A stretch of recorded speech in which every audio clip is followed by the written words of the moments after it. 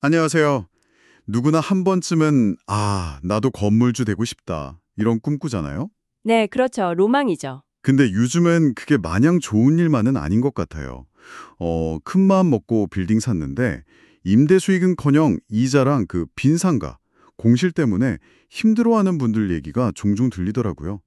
이른바 빌딩 푸어라고 하죠. 맞아요. 그 현상이 생각보다 심각해요. 그래서 오늘 저희가 좀 자세히 들여다볼 자료가 있습니다. 한경닷컴에 실린 기사인데요. 김용남 글로벌 PMC 대표가 쓴 내가 빌딩 푸어 된 이유, 역삼동 건물주의 고백이라는 제목이에요. 그 기사 저도 봤습니다. 아주 현실적인 내용이었죠. 네. 이걸 보면서 왜 이런 일이 생기는 건지, 뭐가 문제인지 한번 파헤쳐 보려고 합니다. 좋습니다. 단순히 그냥 건물을 갖는 걸 넘어서 이 자료를 통해 진짜 성공적인 투자를 하려면 뭘 알아야 하는지 그 핵심을 짚어보는 게 중요할 것 같아요. 빌딩 푸어, 이 현상의 본질을 제대로 봐야죠. 사실 예전에는 뭐랄까 위치만 좋으면 건물 딱 지어놓으면 임차인들이 알아서 막 들어오고 그랬잖아요. 그랬었죠. 네.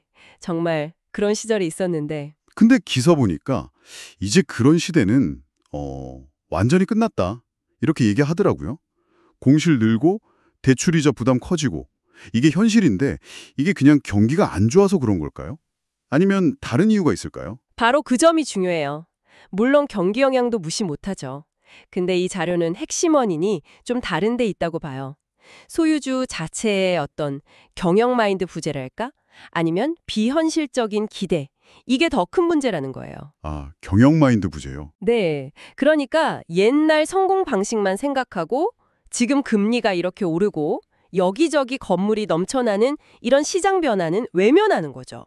이건 자산을 그냥 갖고만 있는 거지 제대로 운영을 못하는 실패에 가까운 거예요. 그렇군요. 그러니까 시장 탓만할 게 아니라 건물주 스스로 좀 안일했던 부분도 크다. 이런 거네요. 뭐 개발업자가 이거 무조건 됩니다 하는 말만 믿고 털컥 계약하거나. 맞아요. 그런 경우도 많고 또 여긴 강남이니까 이 정도 위치면 괜찮겠지 하면서 시세보다 너무 높게 임대료 부르는 것도 문제고요. 주변 시세 확인도 제대로 안 하고요. 네. 그리고 또 중요한 게 관리를 너무 소홀히 해요. 건물을 샀다고 그냥 끝나는 게 아니거든요, 사실. 그렇죠. 적극적으로 임대 마케팅도 해야 하고 시설 관리도 꾸준히 하고 또 들어와 있는 임차인들하고 소통도 잘해야 하는데 이런 노력이 없으면 건물 매력은 당연히 떨어지고 빈 곳은 계속 안 채워지는 거죠.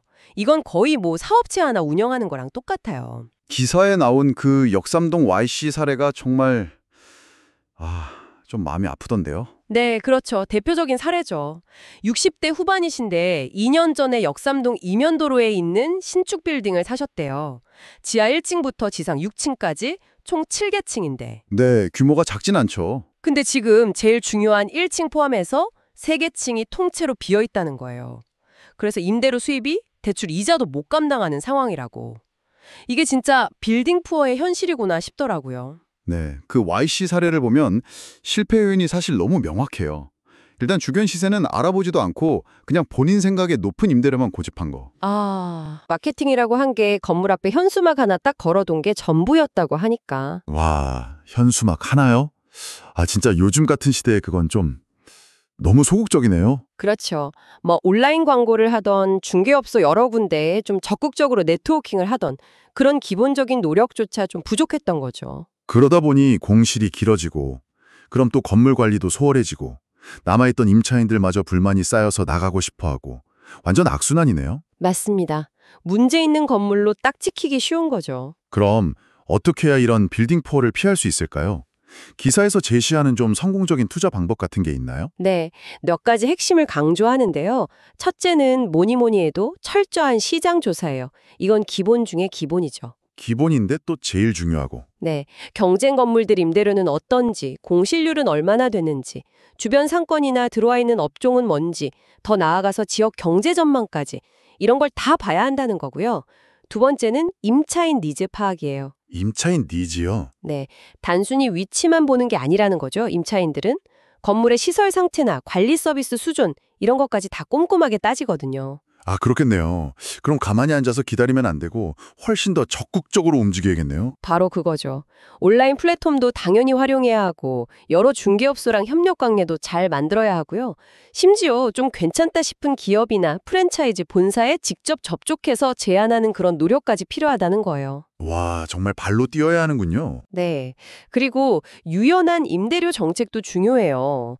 무조건 높게 부를 게 아니라 시장 상황에 맞게 좀 조정도 하고 필요하면 뭐 첫 달 무료라든지 렌트 프리 같은 단기 프로모션도 고려해 볼 수 있고요. 확실히 전략이 필요하네요. 마지막으로, 근데 이게 어쩌면 제일 중요한 건데, 건물을 사고 나서도 체계적인 자산 관리를 계속해야 한다는 거예요. 시설 관리 잘하고, 임대료 제때 받고, 임차인들 불편한 거 없는지 챙기고, 이걸 그냥 하나의 사업 계획처럼 보고 접근해야 합니다. 듣고 보니 정말 쉬운 일이 아니네요. 특히 기사가 쓰인 2025년 현재 금리도 오르고 경기도 좀 둔화되면서 상업용 부동산 시장이 더 어려워지고 있다고 하잖아요. 맞아요. 상황이 더 그렇죠. 이런 상황에서는 진짜 철저한 분석이랑 전략적인 운영 마인드가 없으면 정말 예전처럼 감으로 투자하거나 어디 동네니까 괜찮겠지 하는 식은 너무 위험해 보이네요. 네, 오늘 저희가 살펴본 내용의 핵심은 그거예요. 빌딩 투자가 이제 더 이상 그냥 사두면 오르는 그런 자산 증식 수단이 아니라는 거. 끊임없이 시장이랑 소통하고 적극적으로 관리하고 운영해야 하는 어엿한 부동산 사업으로 봐야 한다는 거죠. 사업이군요, 정말. 네, 과거의 성공 공식에만 머물러 있으면 안 되고 냉철하게 지금 상황을 분석하고 미래를 준비해야 합니다. 오늘 이야기를 쭉 듣고 보니까 빌딩 투자의 무게가 생각했던 것보다 훨씬 무겁게 느껴지는데요. 그럼 여기서 한 걸음 더 나아가서 이런 질문도 해볼 수 있을 것 같아요. 어떤 질문일까요? 이런 여러 가지 위험성이나 또 이렇게 적극적으로 관리해야 한다는 필요성을 다 고려했을 때 오늘날 우리에게 성공적인 부동산 투자라는 건 과연 뭘 의미하는 걸까? 이런 생각이 드네요. 좋은 질문인데요. 어쩌면 단순히 임대 수익률 몇 퍼센트 이런 걸 넘어서서요. 얼마나 안정적으로 자산을 관리할 수 있는지, 또 변화하는 시장에 얼마나 잘 적응할 수 있는지, 뭐 이런 다른 차원의 가치나 전략을 좀 더 깊이 고민해야 할 시점이 아닌가? 여러분도 한번 생각해 보시면 좋겠습니다.